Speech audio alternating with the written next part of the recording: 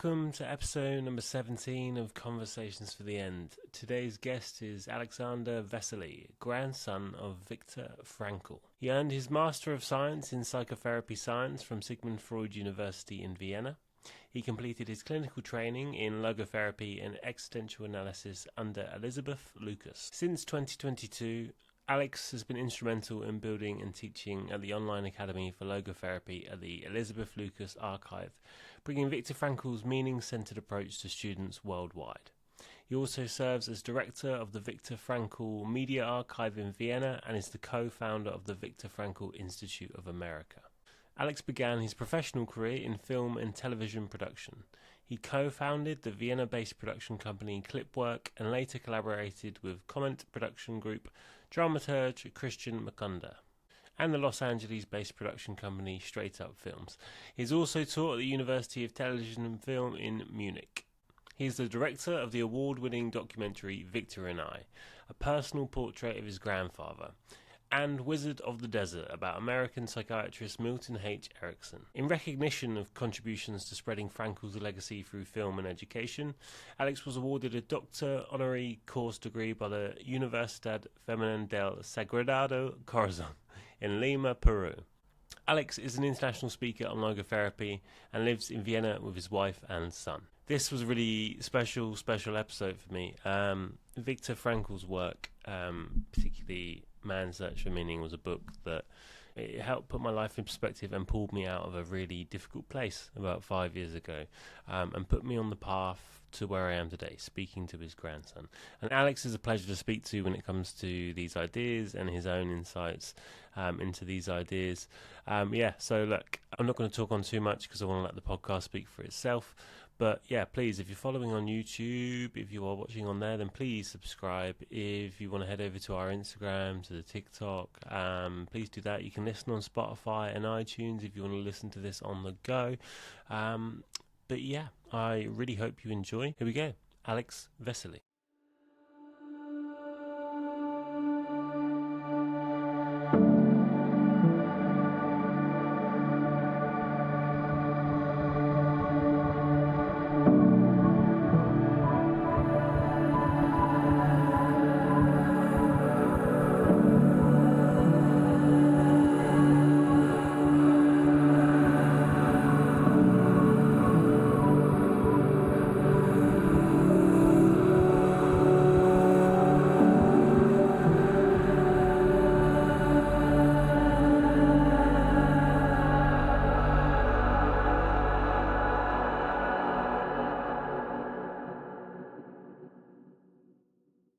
Alex, thanks for coming on the show. Thanks for having me. You're very welcome. So, I wanted to start just to kind of frame everything and give everything a bit of context. Obviously, you are involved in logotherapy, and you are the grandson of Viktor Frankl, who wrote Man's Search for Meaning. Pivotal book for me and for a lot of people I know, in kind of just shaping their perspective on the world and how to sort of confront what the world often offers. I guess for those listening who maybe have not encountered the book, it is your grandfather's account of his time spent in concentration camps during World War II. And sort of subsequently, I mean, I think as he states at the start of the book, it's not really about the grand atrocities of that time. It's more focused on a lot of the smaller camps, a lot of those smaller day-to-day interactions, and the way in which the average person contained in one of those camps would live and ultimately attempt to survive and to make it through that. So we'll go into kind of his reflections kind of from that and logotherapy and that whole approach in psychology. But I just wanted to outline some of the things he talks about, just so people can, we all know, we can all imagine, I guess maybe we can't even imagine the atrocities and what it was like in those experiences. But some of the stuff he talks about really highlights just how unbelievable it was. There's near the beginning of the book, he talks about sort of arriving, I think, at the first camp, and there's this moment where a guard is kind of at the front of a line of inmates queuing, and he's just moving his hand left to right. And your grandfather's not really sure what that means at the time, and he later goes on to find out that, I believe it was, one way was obviously to work, and the other way was to the crematorium, ultimately. And I think he describes it as kind of that first instance of kind of their existence being decided, that first moment. He talks a lot about exhaustion. There's this moment of someone trying to cover two steps. There's these two small steps to lead out of one of these buildings, and they cannot move out of this building without pulling themselves up on the door handle. There's this idea of being fit for work, not growing your beard or your stubble too long because you would look perhaps older. And the agony of hunger, the list could go on ultimately. I urge everyone to read it, because obviously his approach to this stuff is useful, but the accounts in themselves are quite life altering and perception altering. So if you could just explain, obviously I've outlined a little bit there, but explain to me a little bit about your grandfather, Viktor Frankl, and logotherapy in general terms. Well, as you mentioned, this especially in the Western country, in Europe and the US, he's known for this book, Man's Search for Meaning, which was not the only book he wrote. He actually wanted to get a book published before the war, and he hoped to get it published like when he was in Auschwitz, when he went through the concentration camps. That was one of the things that kept him alive, was getting his book, the one book published where he put all his knowledge into, that he had acquired from years and years of studying, first with Sigmund Freud. I mean, not directly, but indirectly. He was much younger than Freud, but he was corresponding with him as a high school student. And then he went on to study with Alfred Adler, who was a disciple of Freud. And ultimately, they had a falling out because my grandfather thought something was missing from Adler's theories. And so that forced him to essentially go out and form his own theory, his own school of psychotherapy. And he did so. He said, I've learned enough from these theoreticians, theoretics, right? I want to learn from the people, the patients. He was a doctor, right? And so he went out to study what makes people, today we would say resilient. Leidensfähig was the word he used, able to bear suffering and to bear it well. Not to ask what makes people sick, but what keeps them healthy. And he found that deciding factor was meaning. And so somehow that topic had been overlooked in psychotherapy and in psychology in general. And he single-handedly brought this and made this the central topic of his approach to psychotherapy. So logotherapy, that's the name of it, is a meaning-centered approach to psychotherapy.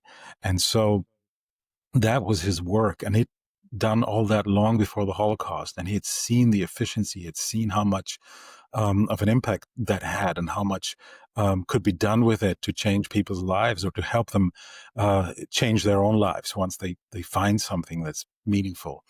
And so that was the result of his works, and now he was in danger. He was in danger, and his work was in danger because it hadn't been published yet. And he saw the manuscript of his first book, which was later published under the name The Doctor and the Soul, into his coat. Upon entering Auschwitz, he had to throw it away. It was too risky. And so that was really his he would call it his spiritual baby, right? His spiritual child. And one of the reasons, other than seeing his family again, why he kept going, why he said, I'm not going to give in to the temptation of perhaps alleviating the pain and committing suicide, which a lot of people did, and understandably so. So that kept him going. And at one point, he actually reconstructed parts of that manuscript in little scripts on little pieces of paper. And he did survive. And after the war, he was able to publish that book. And although he was, uh, you would say, a broken man at the time, he had lost his family. That he found out that nobody was waiting for him. So publishing that book, getting the work out, helping people, that kept him going. And that's essentially the story. And then Man's Search for Meaning was the second book that came out because he put a little chapter into this first book about the psychology of the concentration camp, where he could kind of see and experience on his own person that what he had um, distilled from observing his patients and what he had learned from his patients, that he had to apply it now on himself, and see if his theories were valid, and turned out that they were. Yeah, it's interesting, I guess, to link those 2 points that you mentioned, both the original manuscript and I guess applying his theories. There's that. Firstly, there's the moment where I guess he either loses the manuscript, has to get rid of it, or it's taken off him. I forget exactly, but it's quite a harrowing moment where he talks about how him and the people that he were with were stripped of all meaning. You know, even to the point of having their hair shaved off. Right. I think he was left with his belt and his glasses. You know, so it was their first kind of. I think he says he was struck out. It struck out my whole former life. So that who he was before was gone, along with many others. And then I think there was a time later, going back to sort of him putting it into practice, where I believe he said about being given another coat, just this different coat, and within the pocket of one of the coats there was this very important Jewish prayer manuscript, which to him kind of, I guess, solidified, he may as well put his theories into practice as opposed to just on the page. And I think that's what makes this work so powerful, and his idea so powerful, because, like I sort of tried to put into words in the beginning, just how harrowing it really was. So, okay, so let's sort of move into this idea of meaning. Obviously, in logotherapy, kind of like you alluded to there, a patient is confronted and reorientated towards meaning in their life, and there's this idea of the will to meaning. Can you elaborate further on this will to meaning? Yeah. Well, as you said, the patient is reoriented towards meaning, and that implies that he or she already was oriented toward meaning. And so my grandfather was convinced that we all, as human beings, are primarily and originally oriented towards meaning. We don't do it. We don't decide that consciously most of the time. You compare it to oxygen. We breathe. We don't think about oxygen a whole lot, as long as it's there. But once it's lacking, become very quickly aware of uh, that we need to get some air, and that we need that to live. And he said it's kind of the same with meaning. We don't think about most of the time, and most people live happy, meaning-oriented lives. All the lives they've never heard of Frankl, they've never heard of logotherapy, and that's fine. But there are those times when life gets a little harder, and sometimes we don't really know why. And he found that many times meaning is either at the center of that, or it's kind of behind the problems. When you have this lack of meaning, when you don't really know where you're going or what you want to do with your life, it creates this vacuum. And it's like in physics, what does a vacuum do? A vacuum sucks, literally. It sucks in all the things that would otherwise kind of stay outside, stay away from the center. And that can be, everybody's prone to weaknesses, to some disorders or some disease or some behaviors, maybe in the direction of addiction or aggression or depression, right? We're all, nobody's 100% perfectly healthy, and mentally and physically as well. And so he found that when there is a lack of meaning that goes on for a long time, that can have literally suck in problems and make people sick, and make them sick mentally, emotionally, and that will eventually even trickle down to the physical level.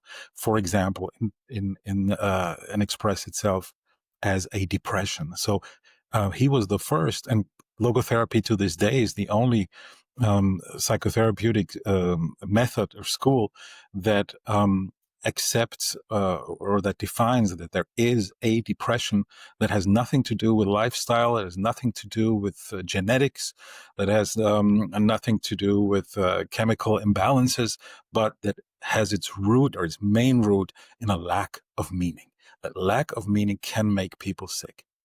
And so to find a meaning again, say in time of a transition, when you've had one phase of your life or a work that you loved, or a partner, and suddenly that's gone, it's often a time of loss. Then we have to reorient ourselves towards the new chapter in our lives. And sometimes that happens more easily, and sometimes we kind of get stuck and kind of look back at what is gone. And those are, for example, the moments when meaning can become a burning issue. And that's when we help people to refocus, to look ahead again, and to find out what should happen now with the next chapter in your life. It's the thing that sprung to my mind there when you mentioned how it can affect people physically. There is that section in the book as well where I believe there's a friend of your grandfather who, I believe he had a dream that was sort of something in the dream or told him when would the war, he wanted to know when would the war be over for him specifically. And his sort of framing of the issue was, that must mean, to me, that means when the war ends and we are liberated from this camp. And he was given a date in this dream or in this experience that he had. And as the date approached, the news that they were getting of the war, it was not looking likely that the war was going to finish anytime soon. And it got closer and closer to this date. And I believe he became sick. And on the date that he was told that the war would be over for him, he fell unconscious and then later would die. And it's Became framing that prophecy. Yeah, and I say it because, like you say, the physical link. It's not just I don't believe, and I don't think you or your grandfather believed it was a coincidence. It was that hope is intrinsic to the immune system, to the way the body functions, which I think is a really interesting idea, and it shows that a lack of meaning can be catastrophic. Exactly. So okay. The other thing, obviously, you were talking about there was this existential vacuum. And your grandfather thought that there's this kind of emptiness of modern life.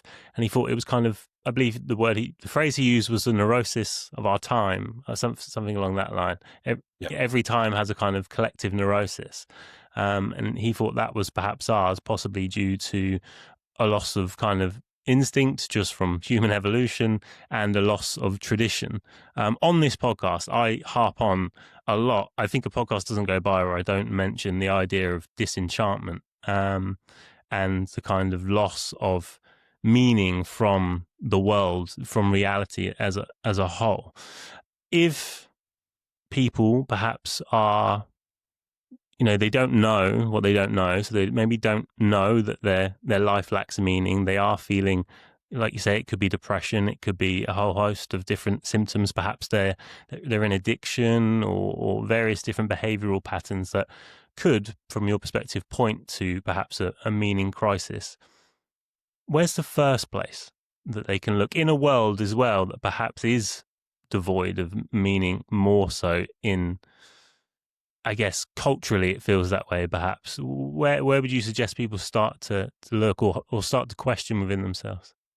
Well, that's the big search that we go on together with the patient, because we don't presume that we have the answers. I once saw an article that said Viktor Frankl, the doctor that prescribed meaning.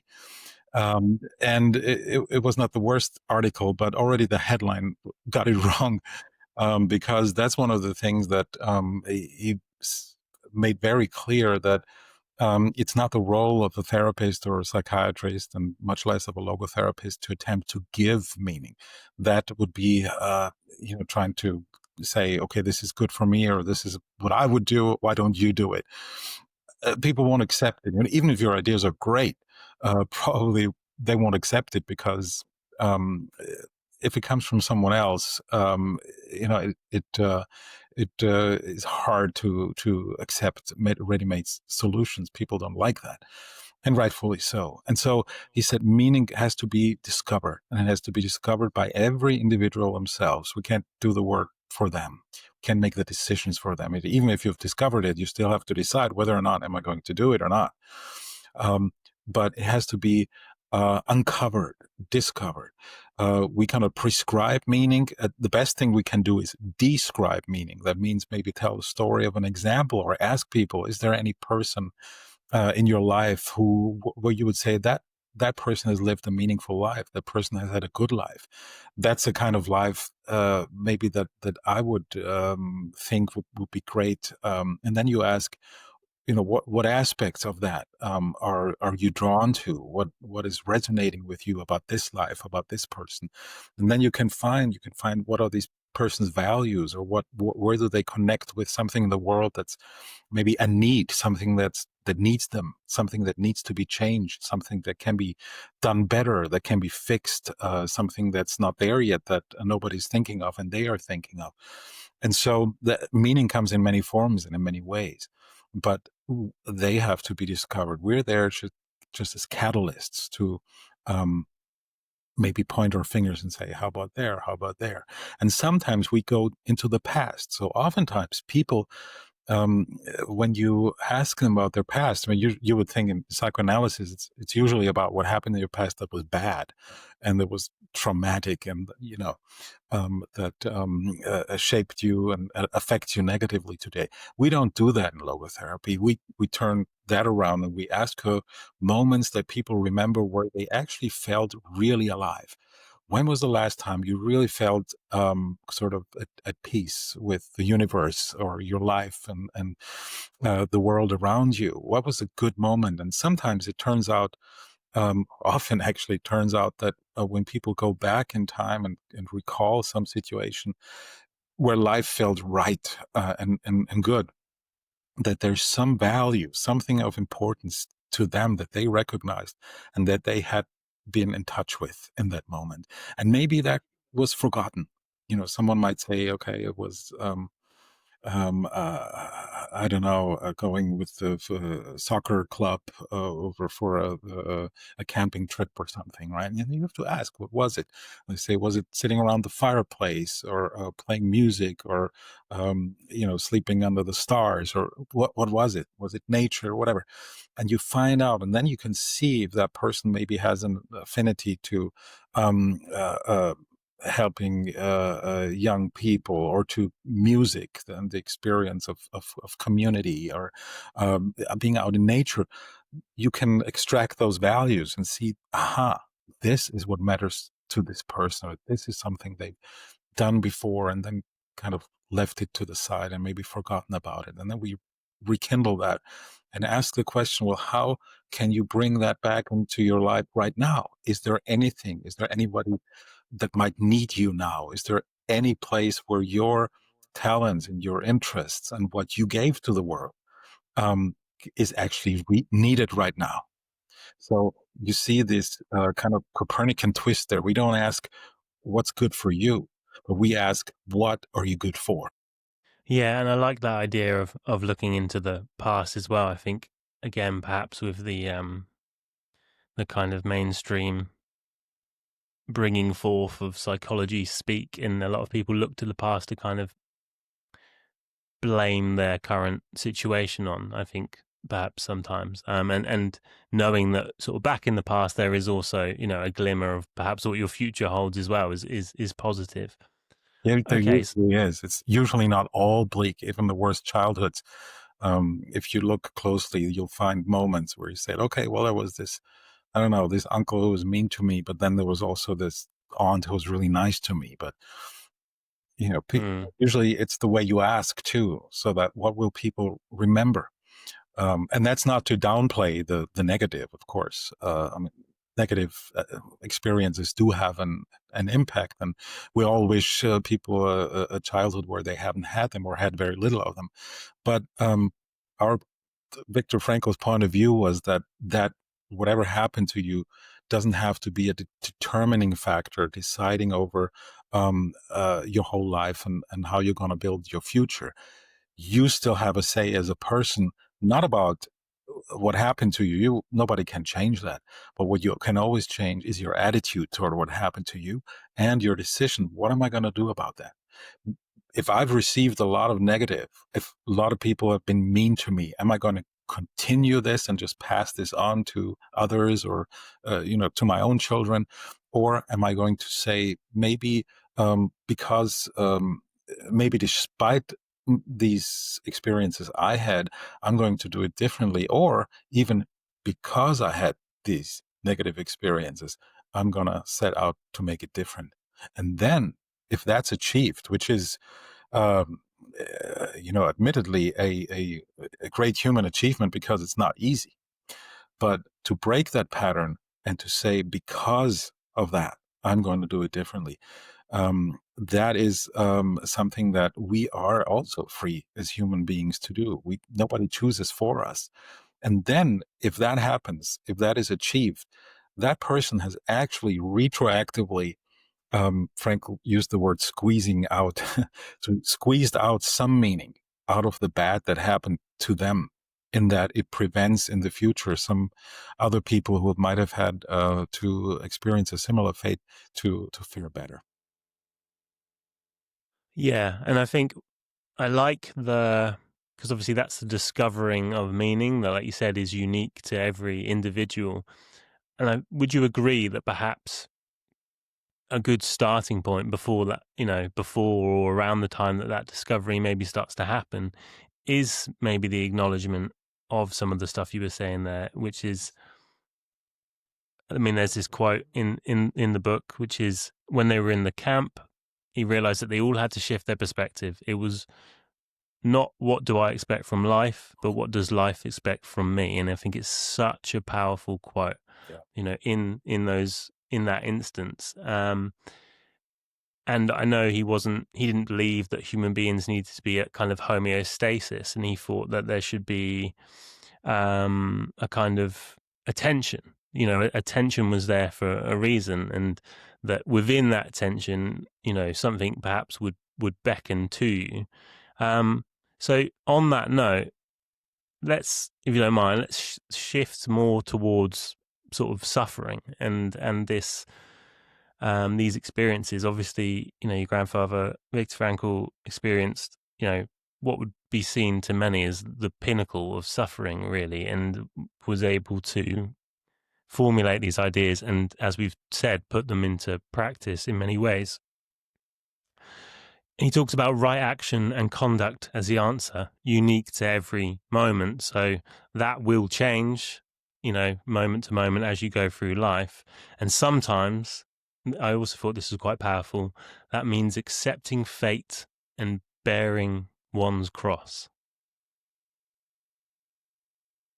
So let's, with that note, on that note, with suffering, what are there any sort of techniques if in logotherapy, if someone is sort of experiencing some sort of kind of acute period of suffering, be it through sort of mental health, be it through, life events, what are the ways in which that you might sort of, like you say, you're not prescribing, you're sort of gently prodding and giving these, suggestions that you might talk someone through reframing their suffering? I know Viktor Frankl does give examples in the book. One example I did particularly like, before I let you go with that, is the man whose wife had died, and he was obviously grieving, he was suffering, and your grandfather asked him, well, what if you were the one who had died? And he said, she would have suffered, it would have been horrible for her. And he said, well, in you suffering now, you have spared her that suffering. And it's, yeah, it's an interesting way of framing it, but it makes sense. So yeah, sorry to sort of stop you there, but No, that's a great example, and he would object to the idea that this was a technique that he applied. He was very critical of techniques, actually. So in logotherapy, there are really only 3 techniques, and they are also, meanwhile, used by other forms of psychotherapy and slight variations. Um, but it's not a very technique-heavy school of therapy. It has a very deep, solid philosophical foundation, because my grandfather thought that being a human being goes beyond just the psychophysical, and beyond just repairing or uh, wanting to feel good. Again, going back to Freud, he said the goal of every psychotherapy is to make people able to experience pleasure and to work. And he thought, my grandfather thought it was very reductionistic. And he said, no, the goal of any psychotherapy should be to make people able to love. Love is more than experience pleasure. You see the dimensional difference in quality there. Human love is between individuals. It's not just the drives and instincts and pleasure and what do I get out of a relationship. So to love, which also means to overlook oneself, to self-transcend oneself, to recognize another human being in their uniqueness and in their individuality, in their full potential. And the other is to be able to suffer. Again, resilience, to be able to face the suffering, the challenges that comes with life, because he was convinced that no life is fully without suffering. Everybody sooner or later suffers. Every human being suffers. And that's why even in Man's Search for Meaning, when you say that a lot of people would consider this the pinnacle of suffering to be in a concentration camp, yes, I would agree with that. But he also said a sentence that only he, as a Holocaust survivor, could say, and that was, "Everyone has their own Auschwitz." And with that, he meant to say someone who's coping with severe loss. I mean, we have wars going on right now, genocides going on, people who lose everything from one moment to the next, their families, their loved ones, their health, people who get sick, who get bad notice that they have only days to live, or things like that, tragedies that he was very familiar with long before the Holocaust as a doctor. He knew that suffering is universal and that it's not fair to say, oh, my suffering is bigger than yours, because comparing suffering doesn't work. Anybody who's suffering, who's confronted with the worst thing that has happened to them up to this moment in their lives, they will get to the same point of aching with every cell of their body and their soul, if you like. And if, some teenagers, they love driving their cars and they lose their driver's license, and they kill themselves over it, right? So they're obviously suffering very much because they lost the one thing that's of value to them, and they're young and they haven't got a lot of bigger perspectives. But he would take that suffering just as serious as his own. He said, you can compare suffering with your own lifetime. And he would do that. He, often said, well, sometimes when I had a bad day after 1945, after his liberation, he said to himself, Victor, what would you have given 10, 20 years ago in the camps if the worst thing you'd have to deal with back then was what you're dealing with now? That is fair, but you cannot kind of impose your own measures and compare them with other people, or with your patients, even worse. But I think his patients understood that here was a man who had gone through a severe suffering and come out of it again, emotionally fine. Uh, I mean, with some PTSD or whatever, of course. But a lot of people suffer that. A lot of people, we all have some scars from life, from suffering. And he said suffering comes in 3 forms: death, guilt, and suffering. So it's suffering, like pain that we cannot do anything about. Guilt, sooner or later, we all make mistakes, do things we should not have done, or we don't do things we should have done. And death, be it the loss of someone who we love, or the insight that our own life will come to an end. These are the three biggies that you cannot separate from life. And therefore his conclusion was very logical. If there is such a thing as meaning to life, then there must, by definition, be also a potential meaning in suffering, because life doesn't come without suffering. You cannot separate the two. So how to deal with suffering without taking emotional damage, or damage as a person, or to limit that damage. And he found that the deciding factor is meaning. That despair really is the result of suffering that's meaningless, or that's perceived as meaningless. But as soon as we see some slither of meaning, and can grasp a hold of that, then suffering becomes bearable. And that's the story of this gentleman who had lost his wife, and just the insight that, yes, his being alive was a sacrifice for his wife. And it would have been much worse if he had died first, because then his wife would have had to suffer, and he spared her that suffering. But the price was that he was still alive. And now suddenly suffering wasn't gone. My grandfather hadn't told him, take some medication, or, I'm going to help you feel better. None of that. You can't take away the emotional hurt over the loss of a person, and you should not.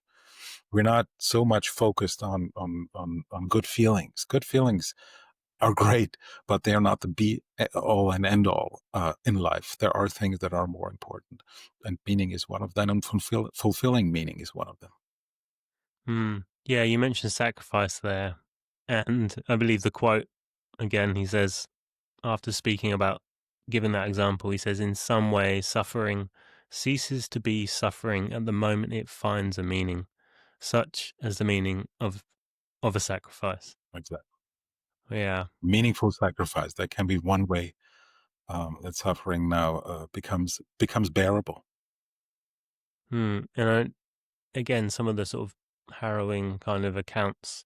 One thing that stuck with me is sort of quite haunting in quite a benign way, really, when you consider some of the accounts of what was happening, obviously, in the camps. I don't just mean the grand atrocities. I do mean the smaller kind of events that he spoke of in the book. Was when they would see, he talked a lot about people trading the cigarettes for bread, and for food, and various ways they would kind of ration that bread, or share that out and help each other. But then he mentions that when you saw someone smoking their cigarettes, that was a sign that they knew within days that you in those next few days you were watching someone die.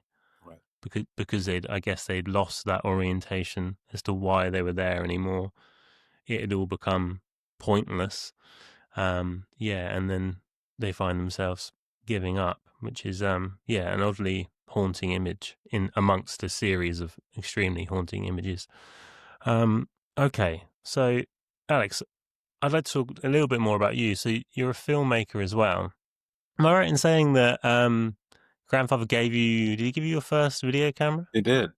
He did. You heard that story. I saw that in prep. So, I mean, tell me a little bit about, firstly, because I want to lead in and ask you perhaps how these ideas play into your filmmaking, because I think it's inevitable that these things sort of tend to overlap and cross over, perhaps in some strange way. Perhaps nothing springs to mind immediately, but I'm interested to hear, when you read the accounts of your grandfather's time in the camps, what does that bring up in you? If you don't mind me asking, what is that experience like?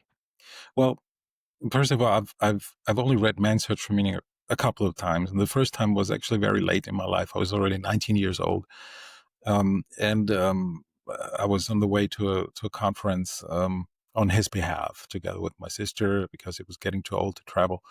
And I thought, all these people going there, I'm going to shake a lot of hands, and it would be embarrassing not to have read the one book that so many people are referring to. Um, and so I read it on the plane, and I remember thinking that that's Grandpa in there, because there was a whole different image than I mean, I'd known that he had been to concentration camps, so but to knew him personally, he was such a fun person to be around with, and such an interesting person, and he had such a zest for life, that at first it was hard to imagine how could that be the same person who had undergone and witnessed so much tragedy. But then later I realized that that was very much part of why he survived, probably ultimately, because he had a lot of this inner richness that he could go into inner exile. And he says that in the book too, that people who had this rich inner life had it actually easier, because the tough people, but who did not have that, all the toughness wasn't enough to withstand the conditions in the camps. And then, of course, sheer luck, as he always points out. If you were at the wrong time at the wrong place, you were dead. So he talks about the 1,000 miracles that had to happen on that side of just getting through. Um, Other all those miracles, all those other factors besides knowing something or someone for who you still wanted to live for, and save yourself up for that moment that you might be reunited with them.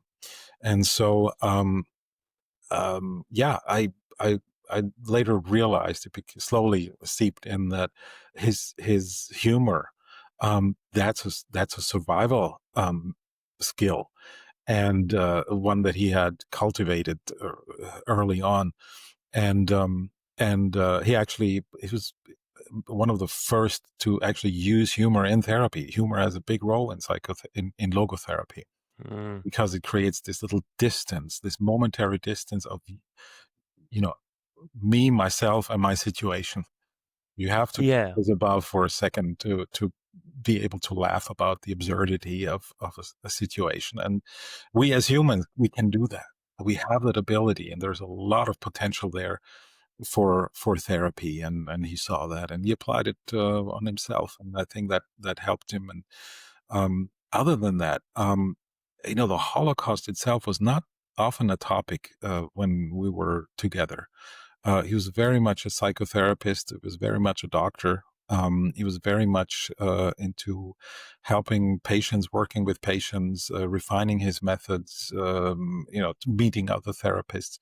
So usually the stories that he would share were of people of other stories of people who had managed to somehow deal better, or grow because of a difficult situation, or shoulder a difficult fate, the tragic triad, as he called it, suffering death and guilt in some way that he found was original, and just like the story of Jerry Long that I talk about in my film as well. And he wrote about the quadriplegic who actually at some point said, my life turned out better because that accident happened. And to hear somebody say that is just a testimony, and that what my grandfather tried to explain in psychotherapeutic terms of what that is, and how humans have always been and are always able to have this defiant power of the human spirit, and to ultimately decide, what am I going to do with my life up to the last moment, regardless of the how limited the options might be. Mm. Yeah, and it's hopeful ultimately. I mean, I just want to jump back to the humor comment, because again, one of the things that stuck with me when I was rereading the book for this podcast was, again, it's very early on in his journey into the camps, I believe, but shortly after I mentioned earlier, they've been stripped of everything. That's everything that kind of made them who they were, their identities in many ways. And they're stripped naked and sent into these, showers. And he said it's kind of the confrontation with like their bare existence, completely bare to what is potentially to come. But in those showers, how he notes how they still joked and laughed at their situation. And like I said, I've read the book a few times now, and I hadn't remembered that. And it struck me because it's fascinating that even in that circumstance, you can still find jokes and to make fun of your own predicament. And I forget sort of how he kind of argues that, perhaps as like a way of kind of the curiosity, I think, is the term he uses. It's a curiosity about what is to come for them. I think that kind of humor that was followed by that humor. But yeah, it's, again, I urge everyone to read the book just to Curiosity and also the resistance. Another quote that's often referenced from Man's Search for Meaning is, um, you can, I'm butchering it now, but you can do anything to me, and you can take anything from me, but I still retain the last freedom to choose my attitude towards what you do to me. That you cannot take away from me. That's the last freedom that we all have. Nobody can force us, even if we're being mistreated and hated. Nobody forces us to hate someone back. That's a decision, right? Um, and that's a universal insight that can be so helpful. Any kind of conflict mediation, for example, there's working with couples with logotherapy. It looks very different than for most other methods, because we go into that. Okay, you've received an injustice from your partner. How are you going to react? So that means I get a negative, I will head back with a negative, or are you going to choose your response? And what other ways are there how you can respond to this injustice? Does it have to be throwing another injustice into this world, adding another injustice to the injustice you received, or are there other, perhaps more meaningful ways to deal with that situation? So it's always about meaning. And that's, I think, why a lot of people find uh, a lot of answers in my grandfather's books, not just Man's Search for Meaning, but a lot that are in there, because it's so interconnected. His philosophy with any of his writings, it has at the center this blueprint of human existence, which it goes beyond the reductionistic view that you find so often, which is we're all driven by our genes, we're all driven by our biochemistry, or we're all driven and behave predictably because of the way we were brought up. Right? How often do you hear or read in a newspaper, oh, this or that person did some big injustice? Well, and then it turned out they were bullied in school. And so that's the reason why they had to, I don't know, go into a supermarket with a rifle and kill somebody, as if that was a logical sequence of action and reaction. Humans, there's a whole different dimension here that's missing, and that my grandfather added to this image, and he called it the noetic dimension, spiritual dimension, if you like. But it's hard to translate from German. It'll be geistige Dimension, which doesn't have this religious connotation. In English, geistig only translates to spiritual, and that has that religious connotation. So that's why he referred to it as the noetic, which means kind of spirit, but in a more cognitive sense, and from the Greek word nous. So the noetic dimension, this is who we are. We have a body, we have a mind, we have cognition, we have emotion, and they are influenced, of course, by society, by family, by genes, by medication, by all these influences that are really interesting to study. But that's not the whole story. Then there's also the I who decides, what am I going to do with it? Do I allow an impulse, a drive to just go through unchecked? Or do I put a stop to it and say, nope, not this one. Now I will act differently. Although I've always acted like this before, and I have a lot of reasons why I acted like this before. This is the only way I've learned it. No, I can do it differently. I have that freedom, and with that freedom comes the responsibility. And that's why he often used this image of the Statue of Liberty on America's East Coast being supplemented by a statue of responsibility on the West Side, because one is connected to the other. Because we have free choice, because we can make a choice toward outer and inner circumstances. Because of that, we're also responsible for the quality of our choices. How do I choose? Yeah. And the other thing I would say, I mean, my academic background is sort of Jungian, but I would say in taking that approach of, forthrightly facing life, facing suffering, choosing how you are going to react to it, taking responsibility for the choices you make when confronted with the inevitable harshness of life. That to me, again, I'll briefly stray into sort of a Jungian sense of living out a myth. It seems to me like the greatest adventure you could ever live is to engage with that, to face it forthrightly. And from my own personal experience, it's extremely liberating as well, I think, to say, I'm gonna stop this here. I'm gonna face this now and accept it and bear that cross or whatever it may be, even at your very lowest. And as you Right. rightly said, it's all relative. Right. So it's not as if this doesn't this kind of philosophical framework wouldn't apply to doesn't apply to a certain person. It can apply to all of us. And Exactly. I, I would say it does apply to all of us, because exactly in these situations, the why comes to the forefront. The why becomes so important. Pick myself up and bear that cross for what? Or for who? And if there is emptiness, then why would I do it? Why would I not put an end to it right now? Feels better.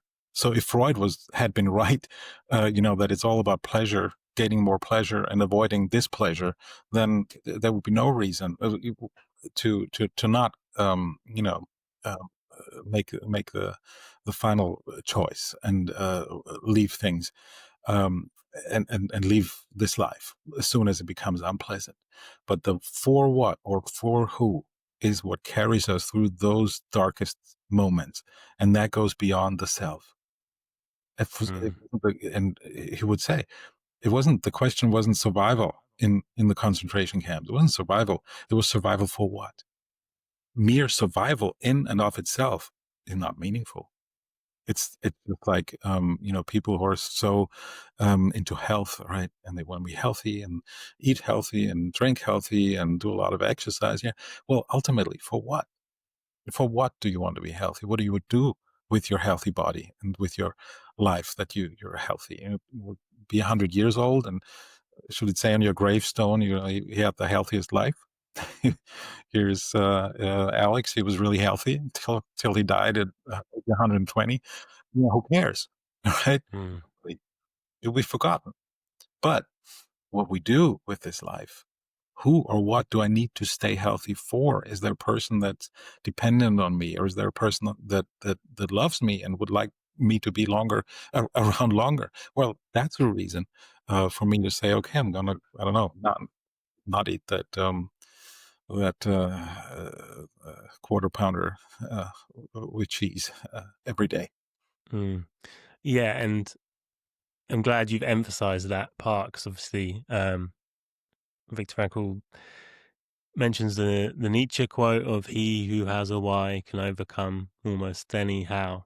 Um, yeah, and I think in these times, perhaps all times seem like this, and perhaps it's biased to feel like we are living in a particularly peak time of suffering and disease, but it does sometimes feel like that. And I feel like this is why this type of looking at the world, these type of ideas are incredibly important right now. I've heard you talk of kind of like a bit of a renaissance around these ideas. Do you feel that's that's happening for the reasoning of the times we're living in? I'm not sure, because I think that times have always been bad. Um, I think now in a different way, but people have always died. I mean, just growing up in the '80s, there was, I was 12. That movie, it was still very much the idea World War III is around the corner and it's going to be a nuclear war. Well, we have that again now, but that's not something that came up now for the first time. Um, I think humanity has always suffered, and that's why the topics, and that's why logotherapy, or even if you just read one of my grandfather's books or listen to some interviews, you could basically, everything he says has as much value today as it did in the time back then. Sometimes the topic, the content, just maybe changes here and there, but yeah, suffering, guilt, death, they're always around, and they come in different shapes and forms, but they're inevitable. And so I think that the topic of meaning, that's really something that unites us all. And it is something that unites humanity. He actually talked about this monanthropism, the idea, you'd like monotheism, the belief in one God. There should be monanthropism, the belief in one humankind, because there's only one humankind, and ultimately, those differences in culture or color of the skin or a nationality, they they're no real, they're just on the surface. And so, um, what unites us as human beings is that will to meaning that's within all of us, consciously or unconsciously. And so that's something that, even as in therapy, we meet eye to eye with our patients. It's something no human can do without, or wants to do without. Who wants to live a meaningful life that has no impact, no positive impact on the world? Um, and and you see in all those topics that people come to us, one of the topics, death and dying. Um, it's very hard to die when you look back and you see that your life, you maybe looked a lot after yourself, which is so often suggested as being so important, right? That we do everything, to gain some benefit, or to take care of our health or mental health or stability, and to live in comfort or live well. Um, but it turns out that grasping at these things, first of all, makes it difficult to reach them. Frankl would say, whoever grasps, if you're trying to be happy, that's a good way to get rid of it. um, uh, you know, and even these assumptions you hear, oh, don't we all just want to be happy and live happy lives? And he would say, no, a human being, a healthy human being, actually wants reasons to be happy, actual things, realities, changes, differences that they made in this world through their existence, that in effect might have some positive effect on them. It automatically makes you feel good if you've seen, okay, I've done something meaningful. But you can't just take this shortcut as to, oh, here I am, I want to feel good, so I'll chase those good feelings right away. They will elude you. And if you get them, then what do you have? You had a good feeling, okay, and that will go away. And then what?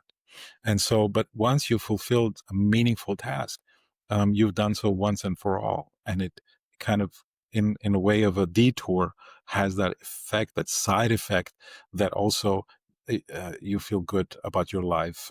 Maybe even better, just mere pleasure. It's a sense of fulfillment, to have fulfilled um, uh, something meaningful with your life and make your existence count.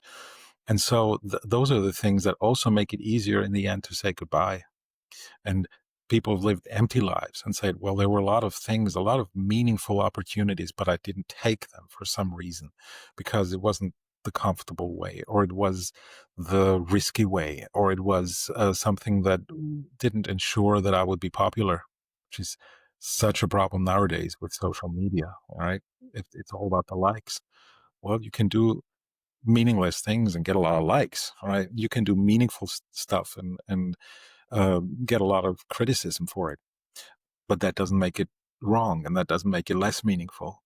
So to think about these things while we're alive, and while we assume and hope that we all still have a little bit of time ahead of us to get some things done and turn some possibilities into realities. Those are the things that also make it easier when it will eventually come to an end, to say goodbye, to let it go, because everything we have, and you talked about it in the when they were in Auschwitz, in the showers, right? They had to let go of everything, their bare existence. In a way, that's life. In the end, we will lose everything that we have now. Everything that can be possessed can and will eventually be lost.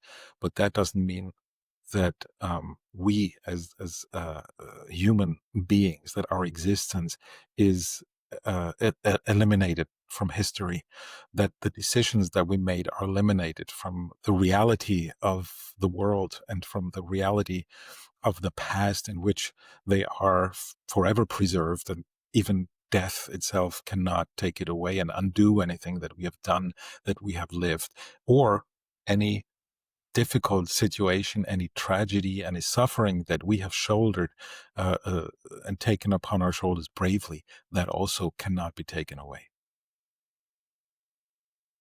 Alex, I think that is a perfect place to start to bring this thing home.